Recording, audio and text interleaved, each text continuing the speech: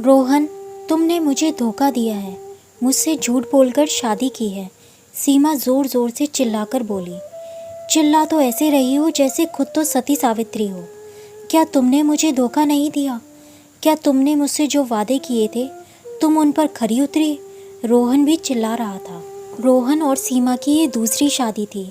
दोनों ने matrimonial site से एक दूसरे को पसंद किया था। दोनों ने 2 महीने तक एक दूसरे से खूब बातें की, अपने मन की संतुष्टि की, 2-3 बार मुलाकात भी की। रोहन ने बताया कि उसका बिजनेस बहुत अच्छा चलता है। उसकी एक ही बेटी है। पहली पत्नी का किसी और के साथ चक्कर था, इसलिए वो मुझे छोड़कर चली गई।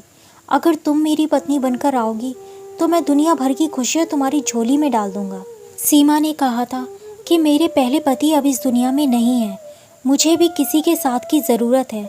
अगर मेरी ज़िंदगियाँ खुशियों से भर गई तो मेरे माता पिता के सिर से एक बोझ उतर जाएगा। दोनों में बातचीत के साथ प्यार बढ़ा और एक साथ जीने मरने की कसम खाने लगे। सीमा ने रोहन की बेटी को अपनाने का वादा किया। कहा कभी उसे माँ की कमी महसूस नहीं होने देगी और रोहन के माता पिता की भी सेवा करेगी। दोनों के ही माता पिता के मना करने का कोई सवाल ही नहीं था, क्योंकि इस उम्र में आकर यही समझा जाता है कि दोनों समझदार हैं और अगर एक दूसरे को पसंद कर रहे हैं तो उसमें किसी के बोलने का सवाल ही नहीं उठता। शुभ मुहूर्त देखकर दोनों की शादी हो गई। शादी के 3 महीने बाद ही दोनों की असलियत धरातल पर आ गई। रोहन का काम कुछ खास नहीं था।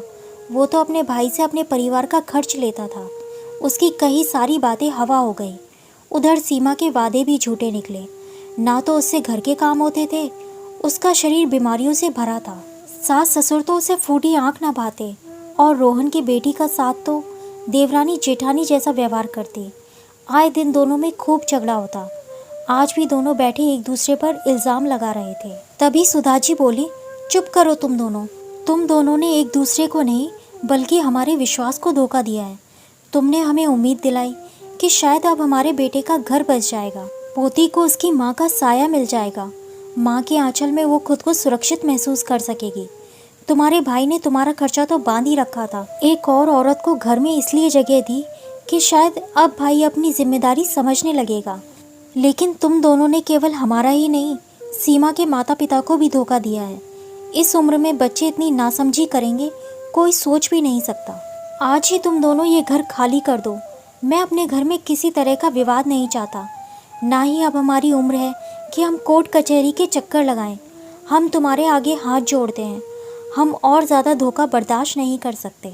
तुम्हारे इस धोखे से ये सीख तो हमें मिल गई है कि कभी औलाद पर भरोसा नहीं करना चाहिए। जब तक अपना शरीर है, खुद से कमाना है और खुद ही खाना है, कहकर राकेश जी वहाँ से उठकर चल दिए।